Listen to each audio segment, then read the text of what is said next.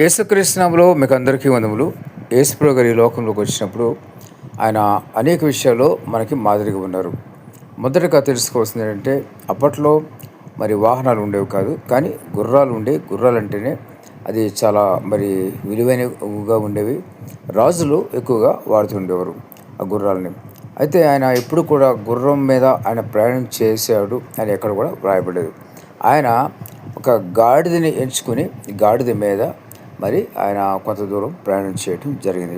కాబట్టి గమనించండి, తెలుసుకోవాల్సింది ఏంటంటే, ఈ రోజుల్లో దేవుని యొక్క పరిచయం చేయడానికి అనేక మందికి విలాసవంతమైనటువంటి వాహనాలు ఉంటేనే వాళ్ళకి పరిచర్లు ముందుకు సాగుతారు. అటువంటి వాహనాలు లేకపోతే కనుక పరిచర్లు ముందుకు సాగరు. ఒక సమయంలో ఒక చోట ఒక బోధకుడు మాకు చెప్పిన విషయం ఏంటంటే, మేము ఒక ట్రైనింగ్ కొరకని వెళ్తే ఒక అమెరికా నుంచి ఒక సేవకుడు వచ్చాడంట. ఆ సేవకుడు వచ్చి నాకు బెడ్ ఈ విధంగా ఉండాలి అని చెప్పేసి ముందుగానే కొన్ని చెప్పాడంట.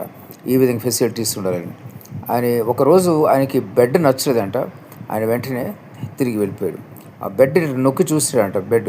ఆ బెడ్ మెత్తగా ఉందా లేదా, ఎటువంటి ఏ రకమైన బెడ్ క్వాలిటీ, మనకి నచ్చిన క్వాలిటీ బెడ్ అక్కడ ఉండాలన్నమాట. అది బాగోలేదనేసి ఆయన మళ్ళీ తిరిగి వెనక్కి వెళ్ళిపోయాడంట.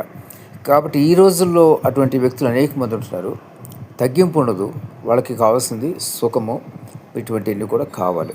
సౌకర్యాలు కావాలి. సౌకర్యాలు అనిపించడం పొరపాటు కాదు, కానీ విలాసవంతమైన సౌకర్యాలు అది చాలా పొరపాటు. ఎందుకంటే మీకు డబ్బు ఉండొచ్చు, కానీ పరిచర్లు మాత్రం హెచ్చు తగ్గులు ఉంటాయి. ఒక చోట చక్కగా చూస్తారు, ఒక చోట వాళ్ళకి వీలు పడదు చూడటానికి. కొన్ని పల్లెటూరుకి వెళ్ళినప్పుడు అక్కడ హోటల్స్ ఉండు, ఎక్కడైనా ఏదైనా గృహంలో వాళ్ళకి ఆతిథ్యం ఇస్తారు.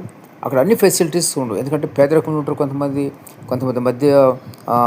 మధ్యస్థితిలో ఉంటారు, రకరకాలుగా ఉంటారు. కాబట్టి అటువంటి వాళ్ళకి ఎక్కడ కూడా అటువంటి సౌకర్యాలు వీళ్ళు అనుకున్నట్టుగా దొరకవు.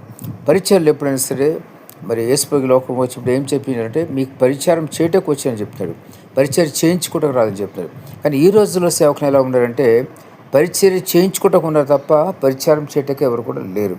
కాబట్టి గమనించండి, విలాసవంతమైనటువంటి సౌకర్యాలు సేవకులు తగ్గించుకోవాలి. ఎందుకంటే విలాసమైన సౌకర్యాలు దేవునికి మహిమ తీసుకురావు.